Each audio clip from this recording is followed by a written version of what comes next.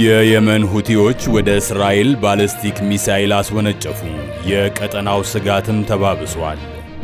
የየመን ሁቲ አማጽያን ወደ እስራኤል ባሊስቲክ ሚሳኤል ማስወንጨፋቸውንና ለዛም ኃላፊነት መውሰዳቸው የቀጠናውን ደህንነትና የመካከለኛው ምስራቅ ግጭቶች እየሰፉ የመሄዱን ጉዳይ አስመልክቶ ስጋቶችን አባብሷል።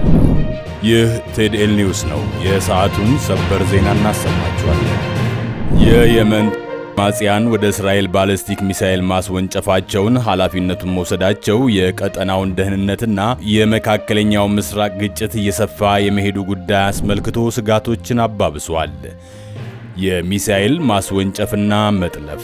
እሁድ ምሽት የሁቲ ንቅናቄ እስራኤልን ኢላማ ያደረገ ባሊስቲክ ሚሳኤል ማስወንጨፉን አስታውቋል። የእስራኤል መከላከያ ሰራዊት IDF በበኩሉ ሚሳኤሉ ምናልባትም በአየር መከላከያ ስርዓቶቹ የተጠለፈ መሆኑን የተገነዘበ ሲሆን ቴልአቪቭና ኢየሩሳሌምን ጨምሮ በማዕከላዊ እስራኤል የማስጠንቀቂያ ደውሎች ተሰምተዋል። የሚሳኤሉ ፍርስራሽ በዌስት ባንክ በሄብሮን አቅራቢያ የተገኘ ሲሆን ምንም አይነት የጉዳት ወይም የሞት ሪፖርት አልቀረበም።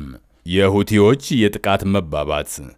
ይህ ክስተት ሁቲዎች በእስራኤል ላይ ከሰነዘሯቸው ተከታታይ ጥቃቶች የመጨረሻው ሲሆን ቡድኑ ጥቃቶቹ በጋዛ በእስራኤል ለተወሰደው ወታደራዊ እርምጃ ያጸፋ ምላሽ ነው ሲል ይገልጻል። በኢራን የሚደገፉ ሁቲዎች ከዚህ ቀደም በተለያዩ የስኬት ደረጃዎች ሚሳኤሎችንና ድሮኖችን ወደ እስራኤል ማስወንጨፋቸው ይታወሳል። ሰፊ የቀጠና አንድምታዎች። የሚሳኤል ማስወንጨፉ የመካከለኛው ምስራቅ ግጭቶች እየጨመረ የመጣውን ውስብስብነት ያጎላል።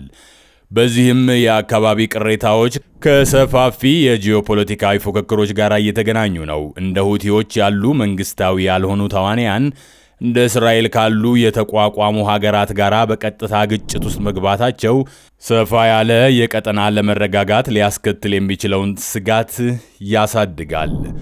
ውጥረቶች እየተባባሱ በቀጠሉበት በአሁኑ ወቅት ዓለም አቀፍ ታዛቢዎች ሁኔታውን በቅርበት እየተከታተሉ ሲሆን ተጨማሪ መባባስን ለመከላከል የጥንቃቄ ወይም የእርዳታ ጥሪ በማቅረብና የዲፕሎማሲያዊ መፍትሄዎችን አስፈላጊነት በማጉላት ላይ ናቸው።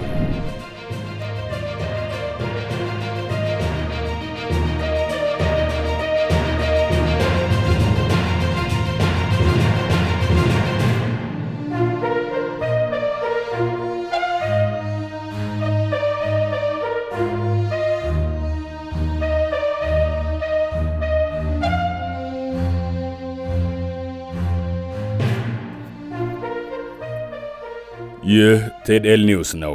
ለሰዓቱ የያዝነው ዜና ይህንን ይመስል ነበር። በቀጣይ ዕለታዊና ትኩስ መረጃዎች ተመልሰን እንገናኛለን። እስከዛው ድረስ ቸር ያቆየን፣ ቸር ወሬም ያሰማን። መልካም ጊዜ